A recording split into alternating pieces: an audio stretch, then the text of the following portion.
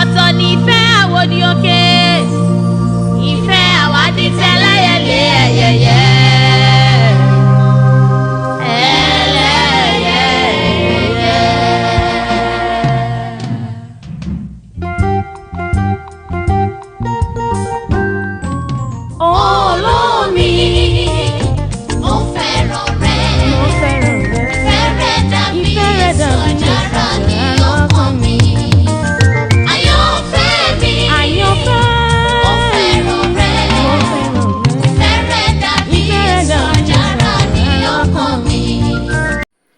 Vous êtes sur l'émission Edidi Ife.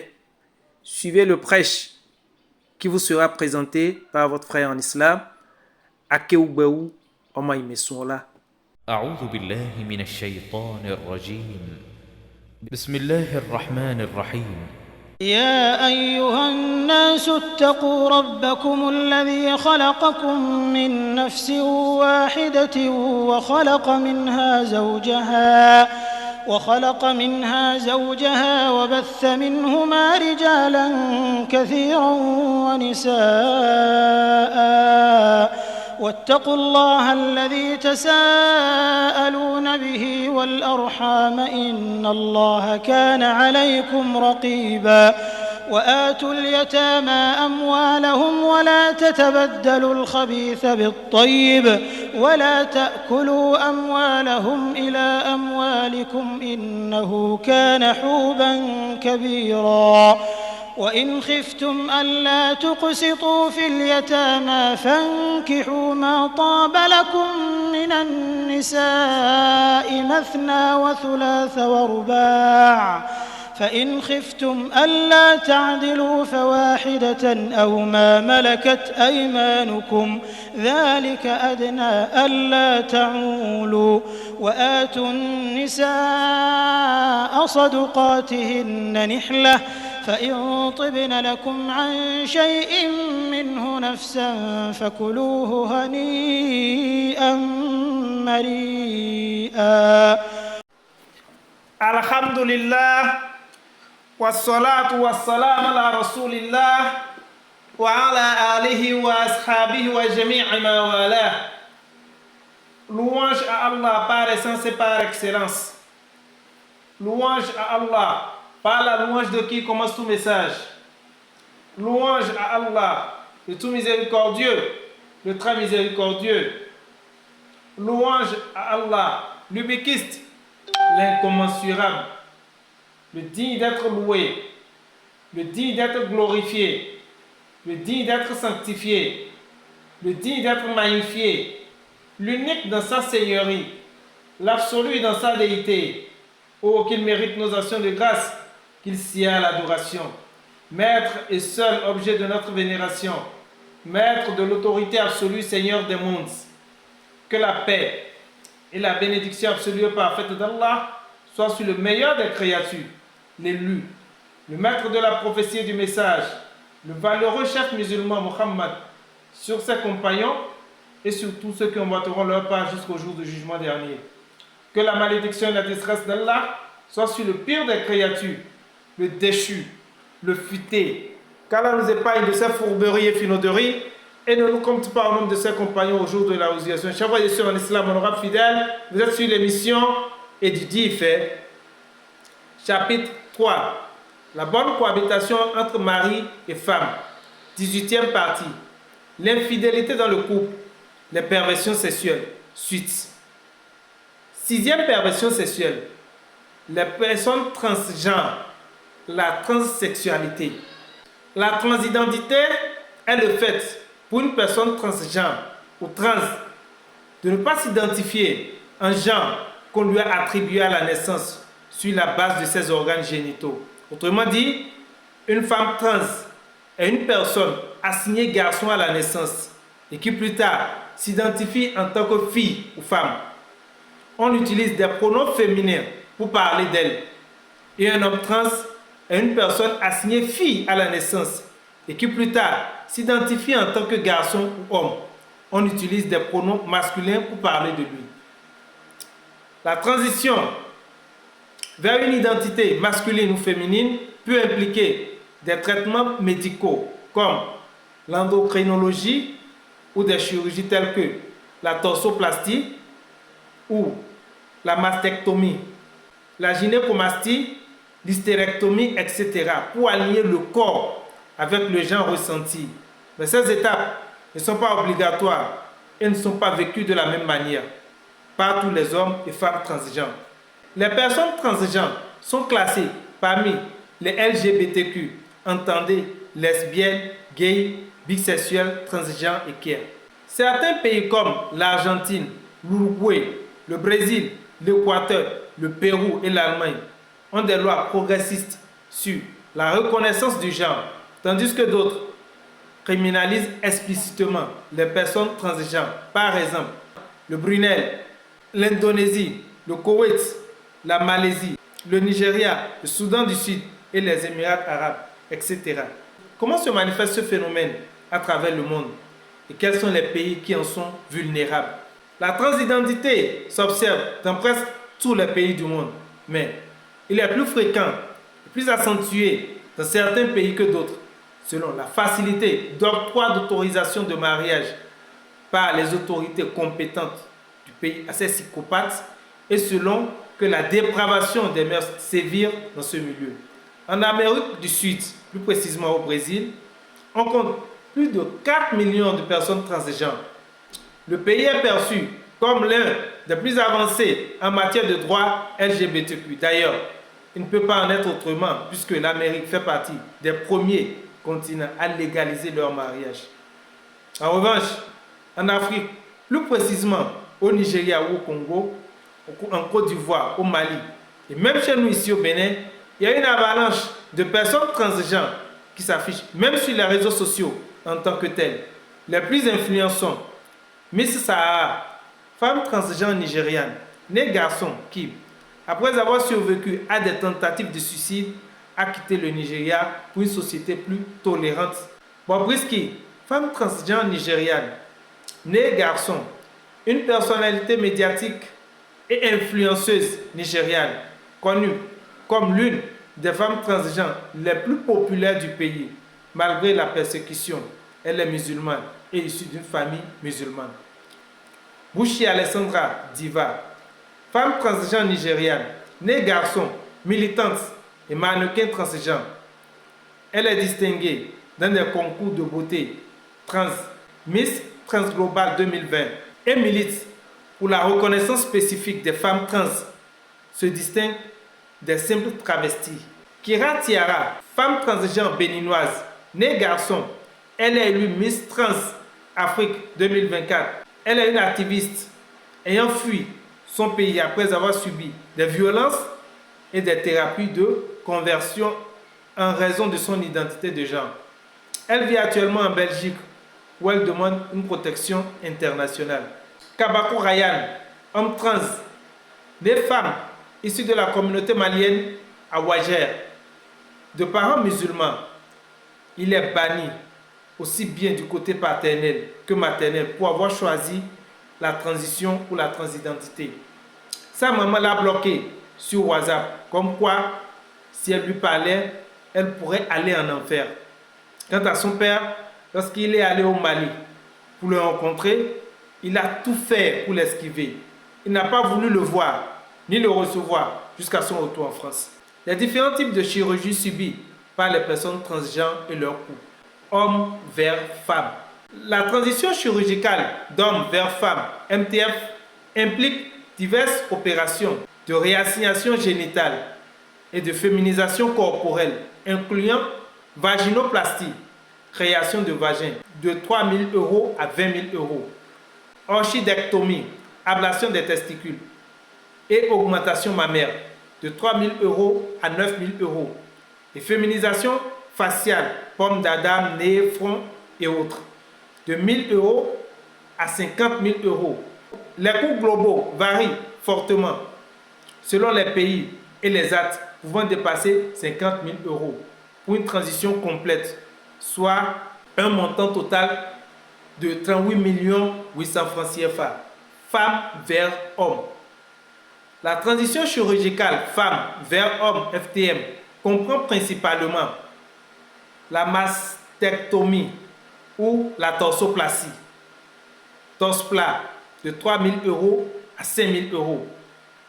L'hystérectomie ou l'ovariectomie, ablation de l'utérus et de l'ovaire. Et la chirurgie génitale, phalloplastie, pouvant dépasser 25 000 €. Ces interventions masculinisent le corps, souvent remboursées en France sous condition, après avis psychiatrique. Coût total, plus de 35 000 €, soit 23 millions de francs CFA. La transsexualité, les perversions sexuelles. La sexualité biologique. Scientifiquement parlant, un homme trans, c'est-à-dire né fille, peut avoir des rapports sexuels avec la verge artificielle qui lui a été placée, mais n'a pas de testicules pouvant lui procurer des spermatozoïdes nécessaires pour enceinter une femme. Encore moins avoir un enfant biologique. Un homme trans peut avoir d'enfants dans ces 3 conditions. Premier cas. Faire sa transition à moitié, c'est-à-dire ne pas subir l'hystérectomie, la phalloplastie, etc. et arrêter systématiquement une quelconque consommation de médicaments hormonaux, s'il y en a bien sûr. Du coup, il porte lui-même son bébé et accouche normalement comme une femme en bonne et due forme. Et après l'accouchement, il continue l'hormonothérapie pour finir sa transition et devenir homme trans plus tard. Deuxième cas. Garder son ovule dans un frigo, l'associer à un spermatozoïde de son choix pour l'obtention d'un œuf, avant de subir, bien entendu, des opérations chirurgicales requises, c'est-à-dire l'hormonothérapie, et procéder à l'insémination de l'œuf plus tard par le biais d'une mère porteuse. Troisième cas, adopter un enfant. Une femme trans, c'est-à-dire née homme, peut avoir des rapports sexuels normalement avec le sexe féminin artificiel qui lui a été placé, mais n'a pas d'utérus et d'ovaire pouvant lui permettre de garder une grossesse jusqu'à terme et d'accoucher comme une femme normale. Elle ne peut donc pas avoir un enfant biologique. Pour qu'une femme trans puisse avoir d'enfants dans sa vie, 2 cas s'offrent à lui. Premier cas, conserver son spermatozoïde dans un frigo avant de commencer les examens de transition. Passer ensuite à une fécondation in vitro avec l'ovule d'une femme de son choix. De procéder plus tard à une insémination avec une mère porteuse pouvant l'aider à garder le bébé. Deuxième cas, adopter un enfant. Conclusion partielle. Aucune étude ne montre qu'une femme trans, c'est-à-dire garçon à la naissance, après l'hormonothérapie, c'est-à-dire la vaginoplastie, l'orchidectomie, la prise de certains médicaments pour accompagner ces opérations effectuées, etc., arrive normalement à avoir des rapports sexuels en tant que vraie femme, ou garder une grossesse et accoucher normalement comme cela se doit. C'est impossible, puisqu'elle n'a pas d'utérus et d'ovaire, 2 organes phares de la procréation humaine. En revanche, aucune étude ne montre aussi qu'un homme trans, c'est-à-dire fille à la naissance, après l'hormonothérapie, c'est-à-dire la torsoplastie, l'hystérectomie, la phalloplastie, etc., peut engrosser une femme après un rapport sexuel normal. C'est impossible, puisqu'il n'a pas de testicules, organe phare dans la reproduction humaine. Chers frères et sœurs en islam, honorables fidèles, quelle est alors cette transidentité qui vous fait dépenser autant d'argent, des millions de francs, sans pour autant avoir gain de cause? Vous êtes stigmatisé, renié par vos parents, votre famille, votre pays d'origine. Vous gaspillez de l'argent pour vous recréer de façon incomplète, comme si ce n'était pas suffisant. On vous confirme en plus que ce n'est que peine perdue. C'est juste une exhibition pour vous flatter d'être homme ou femme. Mais vous ne pouvez pas procréer. Dites-moi un peu, chers frères et sœurs en islam, quelle est alors votre importance sur terre? C'est-à-dire, vous passez toute une vie sur terre sans aucune trace marquant votre passage. Vous n'avez aucun enfant biologique. Et puis encore, la nature vous rejette. La vie d'ici-bas vous rejette et celle de l'au-delà vous rejette. La sexualité spirituelle. La transsexualité est la pire perversion sexuelle qui soit. Parce qu'il n'est même pas question ici d'avoir seulement des rapports sexuels avec des personnes inappropriées, mais plutôt de changer carrément son sexe et tout autre organe génitaux lui conférant la masculinité ou la féminité, de changer son genre, de changer son nom son identité pour devenir carrément toute une autre personne, de se recréer. C'est un affront vis-à-vis de son créateur, chers frères et sœurs en islam. Il n'y a pas de société ou de pays où les péchés de chair, comme la fornication, l'adultère, l'homosexualité, ne sont pas commis. Ces actes répréhensibles sont même punis sévèrement par la loi, mais les auteurs ne sont pas rejetés ou repudiés par leur propre pays. En revanche, dans leur pays d'origine, les transgenres sont exposés à 4 situations. La transphobie et la violence. Les personnes transgenres sont souvent victimes de la transphobie, allant des insultes ou harcèlements, en passant par des violences physiques et sexuelles. La discrimination dans les soins et l'emploi. Elles subissent des discriminations importantes dans l'accès aux soins et sur le marché du travail. Le problème de santé mentale. Les jeunes trans sont particulièrement vulnérables et font face à des risques élevés de dépression, d'anxiété et de tentatives de suicide. Les problèmes de représentation médiatique. La représentation médiatique peut être problématique, souvent axée sur le corps et la sexualité plutôt que sur l'identité elle-même. Chers frères et sœurs en islam honorable fidèle, si les pays comme l'Arabie Saoudite, l'Iran, le Moyen-Orient, l'Asie, le Nigeria, le Pakistan, la Gambie, le Mali, l'Ouganda, la Malaisie et bien d'autres sont allés jusqu'à répudier et bannir les personnes transgenres de leur propre pays, c'est la preuve qu'en dehors de tous ces livres saints, le bon sens, la chose du monde la mieux partagée, la raison elle-même, la nature elle-même, le karma, rejette d'emblée cet état de choses qui vicie l'espèce adamique et altère l'image de la société. La transsexualité et l'islam. Le transgenre ou la transidentité est signalé autrement dans le Coran. Il y a des convictions d'hommes efféminés et de femmes qui imitent des hommes dans les hadiths. Le prophète Muhammad sallallahu alayhi wa sallam a banni ceux-là. Il ne les avait pas tués parce qu'ils étaient également des croyants. Par ailleurs, l'islam attribue aux gens ambigus, bisexués, hermaphrodites, le nom de Unsa, un genre parmi les deux genres. Le mot Unsa s'applique à une personne qui ne peut pas être facilement caractérisée comme homme ou femme sur la base de considérations biologiques. Il s'agit de l'être humain qui possède à la fois une anatomie masculine et féminine, ou qui n'en possède aucune. En islam, l'aspect attribue aux gens ambigus l'un des deux genres, masculin ou féminin, après étude de la réalité biologique. Le juriste classique Ibn Qudamah a dit dans son livre Al-Mughni à propos de l'ambigu, il n'est pas exclu qu'il soit mâle ou femelle. Allah Azza wa Jalla nous dit dans le glorieux Coran, Ba'na'uzu billahi minash shaitanir rajim wa annahu khalaqa az-zawjayn adh-dhakara wal-unsa, et certainement qu'il a créé des couples avec des mâles et des femelles. Coran 53 verset 45. Plus loin, il dit wa bassa minhuma rijalan kaseeran wa nisaa, et qui de ces deux a fait répandre sur terre beaucoup d'hommes et de femmes. Coran 4 verset 1. Ces deux versets nous montrent en clair qu'Allah a créé deux types de personnes, le mâle et la femelle. Selon Ibn Abbas radiyallahu anhu, le prophète sallallahu alayhi wa sallam a dit La'ana Rasulullah sallallahu alayhi wa sallam al-mutashabbihina min ar-rijal bin-nisa wal-mutashabbihat min an-nisa'i bir-rijal.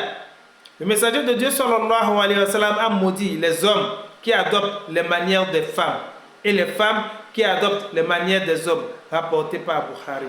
Selon une autre version d'Ibn Abbas, il dit La'anallahu al-mukhannisina min ar-rijal wal-mutarajjilat min an-nisa wa qala akhrujuhum min buyutikum.